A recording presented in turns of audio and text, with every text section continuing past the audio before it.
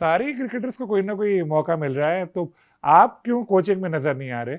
सलीम, देखे देखे बात सुने, अल्लाह का शुक्र है, 6 साल हमने इंग्लैंड के साथ की, पाकिस्तान को बहुत सर्व किया। मैं जब वकार थे या मिसबा थे या मिकी आर्थर थे, बहुत अल्लाह का शुक्र है, मैंने रन अच्छा किया है और बड़ा अच्छा, तब पाकिस्तान नंबर 1 टेस्ट टेस्ट में भी आ गई थी। यासिर ने बड़ी विकेटें ली जब मैं उनके साथ था। अभी देखे ना, अनफॉर्चुनेटली एशिया कप में और वर्ल्ड कप में कोई स्पिन बॉलिंग कोच ही नहीं था हमारा। बताए ना, ये इतना बड़े टूर्नामेंट खेलने की जा रहे थे और जो हमारा थिंक टैंक था उसके अंदर ये बात ही नहीं थी पता कि स्पिनर के साथ हर बंदा दुनिया का आपका टीम के साथ ट्रैवल कर रहा है। मैं अपनी बात बिल्कुल नहीं कर रहा, please don't take me wrong. किसी भी आप सकलैन थे और कोई सईद अजमल जिस तरह गए हुए हैं, अब आप स्पिनर का रखना इसलिए जरूरी है कि स्पिनर्स ने आपको मिडिल में विकेट लेके दिलवानी है। उसके साथ आपने बैठ के स्ट्रेटजी बनानी है। गंदे स्पेल के बाद आपने उसको किस तरह उठाना है। जिस तरह फास्ट बॉलर कोच की जरूरत होती है, इस तरह स्पिनर की कोच जरूरत होती है। तो ये एक थिंक टैंक की बात होती है, एक विजन की बात होती है कि कौन सा बंदा किस वक्त जरूरी है। यहाँ पे अनफॉर्चुनेटली मुझे कहना पड़ेगा कि हम कई दफा लाइकिंग एंड डिसलाइकिंग पे इतना चला इफेक्टिव हो सकता है कि नहीं हो सकता, तो हम शॉर्ट शॉर्ट टर्म्स के ऊपर काम करते हैं। और जो आपने क्वेश्चन किया है, तो नीचे काम करने की जरूरत है सलीम। अभी अल्लाह का शुक्र है, मैं पीसीबी के साथ मेरी बात चल रही है और हो गई है तकरीबन बात। तो मैंने यही कहा है कि जी अंडर 19 के बच्चे जब उनके कैंप लगेंगे, फर्स्ट क्लास टीम में बलोचिस्तान के साथ मैं पिछले साल 2 साल से काम कर रहा हूँ, फर्स्ट क्लास क्रिकेट में जाता हूँ, कंसल्टेंसी करता हूँ, इवन कोचेस के साथ बात करता हूँ। जिस तरह ईसीबी या England West Indies cricket board ने लिया था कि जाके कोचेस को तैयार करना कि जी टीमें डेवलप कैसे करनी है, मुश्किल वक्त में प्लेयरों से क्या बात करनी है, ये हमारा एक्सपीरियंस है। तो हम नीचे जाके अच्छा डिफरेंस क्रिएट कर सकते हैं। और ऊपर जाने के लिए आपको सिर्फ सिर्फ ग्लैमर में रहते हैं आप, और ग्लैमर को अगर आप तर्क कर दें और अपनी ईगो को मार के अगर नीचे काम करेंगे, तो यकीन करें पाकिस्तान में नीचे काम करने का बहुत बहुत बहुत जरूरी भी है, और बहुत जरूरी है लोगों का, अच्छे लोगों का आना नीचे। सिडनी की पिच कहा जाता है कि रिवायती तौर पर तो स्पिनर्स के लिए साजगार होती है, लेकिन जो शेफील्ड शील्ड का मैच हुआ था आखिरी, उसमें बहुत जल्दी टीम एक आउट हो गई थी, कहते हैं वो पिच भी मिजाज अपना बदल रही है। तो आपको कुछ आइडिया है? अब मुझे अभी सीजन उनका शुरू हुआ है सलीम, जब इनका ऑस्ट्रेलिया का जो समर के बाद विंटर के बाद समर शुरू होता है ना, तो यहाँ पे पिचें जो होती है ना, ये काफी ग्रीन होती हैं। और ग्रीन पिचों के ऊपर पता है क्या होता है, ग्रीन पिचों के ऊपर इनका गेंद स्विंग सीम होता है।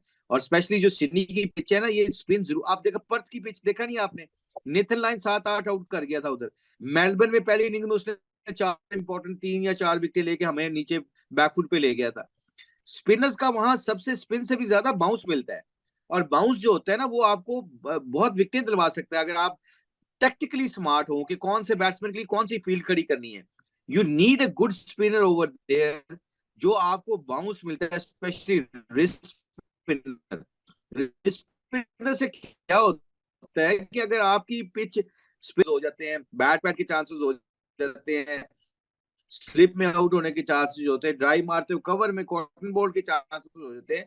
मगर इसके लिए आपको बहुत जरूरी है गेम अवेयरनेस का। गेम अवेयरनेस का मतलब है पिच को रीड करके कौन से बैट्समैन के लिए कौन सी फील्ड सेट करनी है। वो हम हमेशा मैं कहता होता हूँ कि फील्डरों से कई दफा विकेट ले लेते हैं बॉलिंग से ज्यादा। बॉलिंग तो आपने एक जगह पे फेंकने होते हैं सारे बॉल, मगर आप कई दफा स्मार्ट फील्डिंग इतनी अच्छी खड़ी कर लेते हैं हर बैट्समैन के मुताबिक, जिसके मुताबिक आप उस बैट्समैन को अंडर प्रेशर करके विकेट दिलवा लेते हैं। तो spinner in any case, wicket जैसी मर्जी हो, टेस्ट मैच में आपको जेन्युइन स्पिनर की जरूरत पड़ती ही पड़ती है। वैसे तो आप साबिक स्पिनर हैं, लेकिन जाहिर है कि इतना आपका तजुर्बा है कोचिंग का भी और खेलने का भी, तो पेसर्स के हवाले से भी एक दिन आपको पता होगा। ऑस्ट्रेलिया में एक चीज़ नज़र आई कि पेस कम था पाकिस्तानी बॉलर्स का, जो काफ़ी डिस्कस भी हुआ, वकार भाई ने भी इस हवाले से बात की। तो आपको इसकी क्या वजह नज़र आती है? और फिर इसके साथ हमने ये भी देखा कि शाहीन शाह अफरीदी जो हैं, 2 टेस्ट में तकरीबन 100 ओवर्स उन्होंने करा लिए हैं। तो क्या ये ठीक है? सलीम, आपने बिल्कुल खुद खूबसूरत जवाब दे दिया। आप, टी अभी खत्म नहीं होती, टी अभी होने वाली नहीं होती, तो शहीन के 15-20 ओवर हो चुके होते हैं। आपके अहमद जमाल के उनके ओवर 15-15, 16-16 ओवर हो जाते हैं। आपको पता है कि कप्तान क्या करे, जब उसको पता लगा प्रेशर पड़ता है तो विकेट लेनी है, स्कोर रोकना है, तो आप मेन बॉलर के पास चले जाते हो। मैंने वही कहा ना कि नेथन लाइन एक एंड पकड़ता है और फिर उसको 3-3 ओवर का स्पेल करके वो मैच जीत जाते हैं आराम से हमसे, क्योंकि वो फ्रेश रहते हैं। अब हमारे पाकिस्तान के शहीन जो हर मैच ही खेल रहा है, हर फॉर्मेट खेल रहा है, हर जगह पे खेल रहा है, पीएसएल खेलनी है उसने, और बड़ी खेले लीग खेल रहा है। अब मुझे बताएं, वो एक इंसान है, फटीक हो जाएगा। और जब फटीक हो जाएगा, जितना मर्जी मेंटली आप स्ट्रांग हो, आपका जिस्म ही साथ नहीं देता।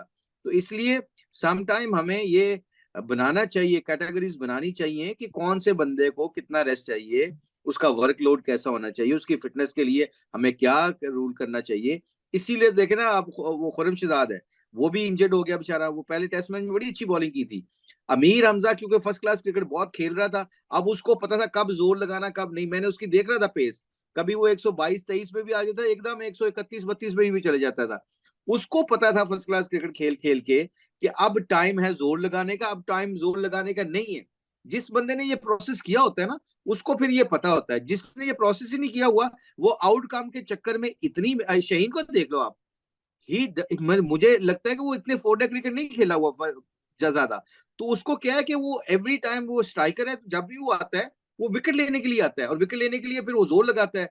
अब उसकी पेस भी आस्ते आस्ते डाउन होनी शुरू हो गई है, को इसलिए कि वो फटीक हो जाता है बंदा। और दूसरा एक्शन में उसको भी पता है, I think as a coach ये बात कर सकता हूँ कि उसकी जो फ्रंट लेग थी वो खुलती है। जब फ्रंट लेग आपकी खुलती है ना सलीम, तो आपका जो जोर होता है ना, जो आपका कहते हैं जिसको अप एंड ओवर कहते हैं, वो लगता नहीं इतना। तो फिर इस टेस्ट मैच में मैंने देखा है कि शहीन की जो बाहर वाली टांग है ना, फ्रंट लेग है, वो बाहर आने की बजाय थोड़ी सीधी हुई है, जिसके ऊपर आपको बाय मैकेनिकली आपको जोर लगता है, आपका हर चीज का जोर लगता है, जिसको कहते हैं एफर्टलेस एक्शन है वो, जिसे हम रिपीटेबल एक्शन भी कहते हैं। तो वो एक्शन की वजह से कई दफा आप अपने स्पेल्स को, अपनी पेस को 5-6 यार्ड तेज कर सकते हैं। मगर क्योंकि कई दफा फटीक की वजह से आपके एक्शन टूट जाता है और आपके वो चीजें ठीक नहीं रहती, वो ऑब्वियसली फिर हर तरफ से फिर वो चीजें प्रॉब्लम में आ जाती हैं। तो आई थिंक ये ओवरऑल जितना भी आपने कहा है कि ये सारे सिनारियो देखा जाए, तो ये हमें इस पे फोकस करना पड़ेगा इन चीजों के ऊपर।